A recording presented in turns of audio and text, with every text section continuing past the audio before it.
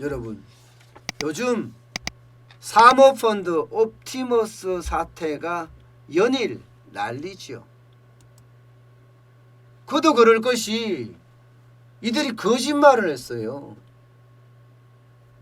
정부 매출 채권, 이게 이제 정부 공사를 하고 나면 매출 채권을 받을 거 아니에요. 공사 대금을 언제 나눠서 받겠다 하는 그 채권을 받아요. 그러면 이 채권에다가 이 옵티머스 자산운용은 투자를 해서요, 3% 이상 이윤을 내서 3%를 펀드 가입자한테 돌려주겠다, 이자로 주겠다, 3%를 주겠다, 이렇게 이야기를 했습니다. 그런데 이게 거의 5천억 가까이 모았는데 말입니다. 1억 펀드가 지금 예를 들어서 펀드 환매를 못 해준다. 나는 이제 펀드 가입이라는 게 뭐 2년, 3년 이렇게 가입할 거 아니에요? 그 가입하는 동안 내 돈을 1억을 넣어놓으면 이자를 계속 받는 거예요. 이자를 3% 확정금리로 받는 겁니다. 계속 매달. 그런데 이게 기간이 지나잖아요. 예. 펀드 기간이 지나면 나는 이제 그걸 돌려받아야 돼요. 돌려받아야 돼. 원금을 돌려받아야 돼. 근데 원금 못 돌려주겠다 하고 만세 부르는 거예요. 지금 옵티머스가. 그런데 그 내용을 떠드다 보니까 이들이 투자자들로부터 돈을 받아서 공사 매출채권, 정부 매출채권에 투자한 것이 아니라 부실채권에 투자를 했어요. 그리고 돈을 다 빼돌렸어요. 심지어 지금 옵티머스 자산운용이 투자한 곳이 지금 쑥쑥 지금 계속 튀어나오고 있습니다.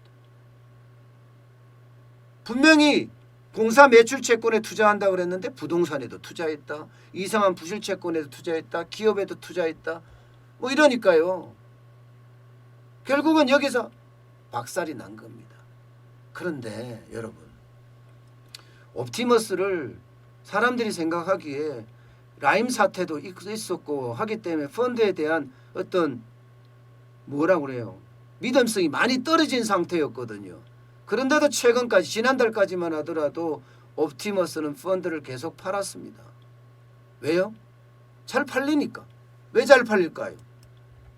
이거 보세요. 자문단 보세요. 자문단. 이현재 전 부총리 경영지원 펀드 컨설팅 업무예요. 최동욱 전 검찰총장 법률자문 펀드 컨설팅, 양호 전 나라은행장 펀드 기획지원 해외투자 컨설팅, 김진훈 전 군인공제회 이사장 경영지원 펀드 컨설팅. 이 사람들이 옵티머스 자산운용의 자문단입니다. 내노라는 사람들 아니에요? 거물급이고. 이현재 이러면요, 아주 경제부총리까지 했을 정도로 모르는 사람이 없는 사람이에요. 게다가 최동욱 검찰총장 여러분들 잘 아시잖아요. 혼외 자식 문제로 아주 굉장히 시끄러웠던 그런 분이죠. 양호 나라은행장, 이분은요, 이 옵티머스 자산 운용의 최대 주주예요. 14.8%를 가지고 있는 사람이에요. 14.8%. 그런데 이렇게 자문단으로 지금 활동을 했고요. 군인공제회 이래도 난리 아니에요.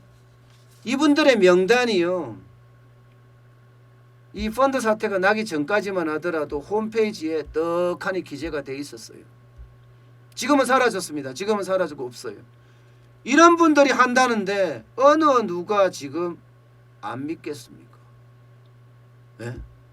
이게 터지기 전까지 쉽게 말하면 만기 연장이 안 되고, 쉽게 말하면 펀드 자금을 돌려주지 못한다는 이야기가 나오기 전까지만 하더라도 이들은 여기에서 활동을 했었다니까요.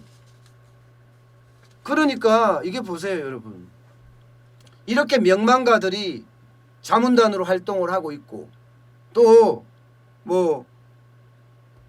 증권회사에서 직접 팔잖아요. 펀드라는 게. 지금 여기는 보면 NH투자증권이 굉장히 많이 팔았고요.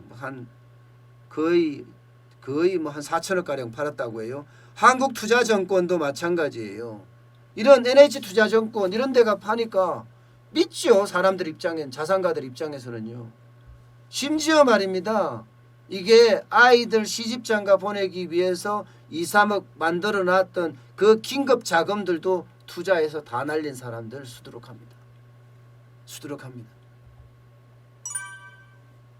훌륭한 자문단에 훌륭한 판매사에 그러니 이거는 믿을 수 있을 거야 하고 자연스럽게 믿게 되는데 여러분 펀드요 그렇게 쉽게 믿으면 안 된다고 제가 말씀을 드렸어요.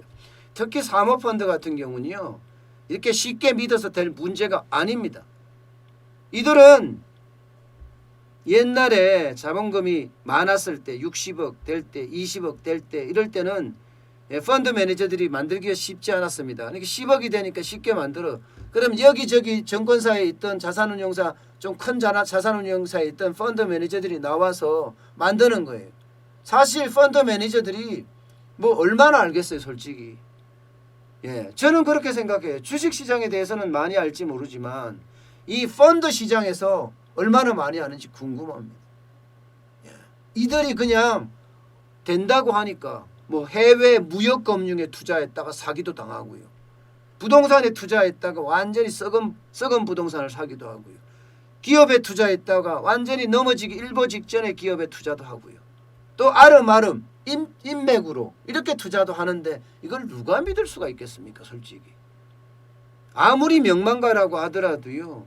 펀드를 어떻게 투자하는지 또 최초의 설계대로 투자하는지 이런 거를 아주 유심히 보고 기간도 짧게 투자하는 게 정답이에요.